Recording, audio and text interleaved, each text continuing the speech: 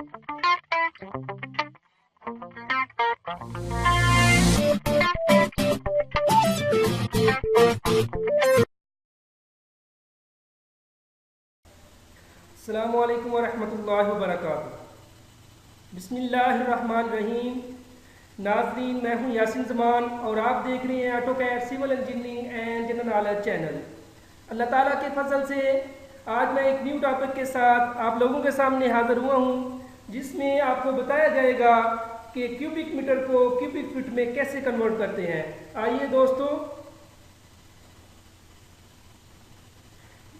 यानी कि हमारे पास अगर क्यूबिक मीटर दिए गए हैं, हम उसको क्यूबिक फीट में कन्वर्ट करना चाहते हैं तो हम कैसे करेंगे। आपको मालूम होना चाहिए कि 1 मीटर में 3.281 फीट होते हैं, यानी 3 फुट 3 इंच 3 सूत्र होते हैं। हम उसको उसकी वजह से ही हम आगे जो है कन्वर्ट कर सकते हैं। हम उसके फर्ज करें हमारे पास जो है हम 1 मीटर क्यूबिक मीटर है, 1 मीटर दिया गया है, वो क्यूबिक मीटर में है। हम इसके जो हमारे पास मालूम है पहले ही हमें कि 1 मीटर में 3.281 फीट होते हैं, तो उसका भी हम क्यूब ले लेते हैं। यानी कि हम क्या उसमें करना होता है, 3.281 को 3 दफ़ा जब हम मल्टीप्लाई करते हैं तो हमारे पास आंसर है 35.32 फीट क्यूब।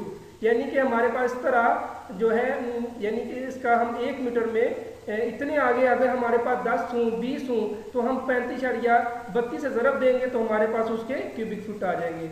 इस तरह हम आसानी से, अगर हमें मालूम हो कि कैसे हम इसको कन्वर्ट करते हैं, यानी कि अगर हमें यही पहले मालूम हो जाए कि 1 मीटर में 3.281 फिट होते हैं, तो हम इससे आसानी से जो है इसके क्यूब भी निकाल सकते हैं, इसको कन्वर्ट भी कर सकते हैं।